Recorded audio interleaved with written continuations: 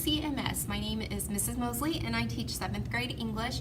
I just want to share a little bit with you about how I got to become a teacher. So I went to school. I moved here to Cloverdale in 7th grade, and I went 7 through 12 here at Cloverdale, not in this building, but at the high school when we were all 7th through 12th graders all in the same building.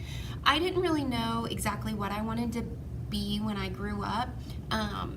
I knew a couple of things about myself. I knew that I liked being in charge.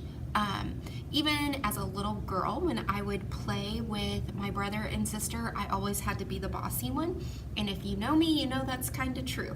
And we would play things like house, and I would have to be the mom, and I would have to, I always made my brother I always made him do certain things, and he just always listened, even though he wanted to do other things, and my sister just kind of went along with it too. So I knew that I liked to kind of have some control, and I knew that I really enjoyed working with other people. So those are the things that I knew about myself.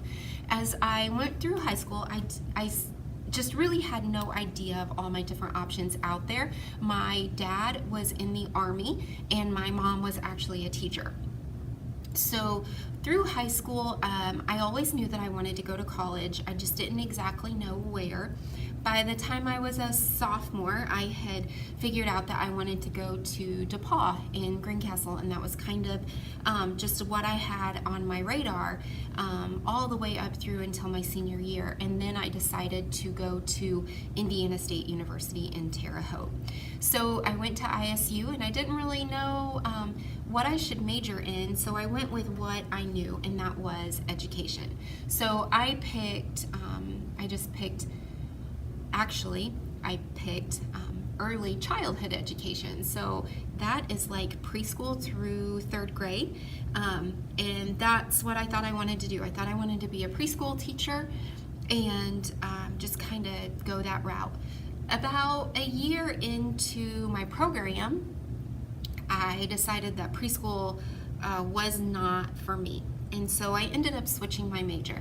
And through 4 years of college, I probably changed my major 5 times. And I finished up at ISU in my 4 years with a bachelor's degree in English. So I ended up actually dropping the education part from my bachelor's degree, and I got a degree in English. And as I went through college, I worked various jobs. I worked as a bank teller. I worked at Lieber at the gate. I worked as a waitress at Chicago's. But the job that I did the longest was a behavioral therapist. I really enjoyed that job. And after I graduated college, I worked with one child in particular. And after I got through college, I had an opportunity to work in an elementary school in a 2nd grade classroom, working completely with this one little boy. And so I did that for a year because I just struggled finding a job with just an English degree that didn't require me moving to a really big city. So I did that, and as I was working on that, I decided I really wanted to go back and add the education part. I had done so much of that degree in my first time at ISU that it was only going to take me a year to finish it. So I worked for a year in 2nd grade, and then the following year I went back to ISU and I finished up my 2nd bachelor's degree. In that, I finished in education, and I started the next fall. I got my first job back here at Cloverdale, and this is my 16th year teaching. I always knew college is what I wanted. I just felt like it's where I needed to be, and I am so thankful that I went that route. However, I understand college isn't for everyone right off the bat.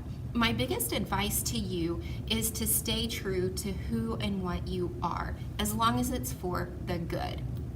So everyone always wants to say, do what you want, do what feels good, but I'm going to give you the advice that when you're choosing what you do with your career, your life, if you go to college, if you don't, be sure that you always have your future in mind. It's one thing that I didn't really think about.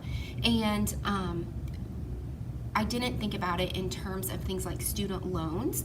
I just, was just like, oh, hey, I can take out student loans. And so I did it, and I just kept taking out student loans.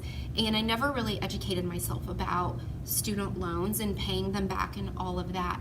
So educate yourself on how to fund your college. Even though you're young now, it's not too early to start saving. And if you start saving now and then you decide that maybe college isn't right for you, then you've at least got a savings account to go to, or maybe you want to go to a trade school or a 2-year school, and you've already got some money there set aside for you. So I just encourage you to start saving now, and then I encourage you to just follow the path that you feel in your heart is right. There are always going to be people who doubt you, and that's okay. Use that doubt to just keep pushing yourself forward, because you really are stronger than you ever thought possible. It's okay to be you. It's okay to think about what you want to be, and it's okay to not know what you want to be right now. There are so many different things out there. So just learn, take in information, and be the best you that you can be right now in middle school. You've got to focus on grades, and you've got to focus on your behavior. You make your choices. No one else does. Everybody has circumstances in life that can cause us to make good choices and bad choices. But when it comes down to it, they are your choices. So just keep that in mind. And Clovers, I know that you are going to do wonderful things, and I so look forward to the future with you guys. Have a fantastic rest of the school year.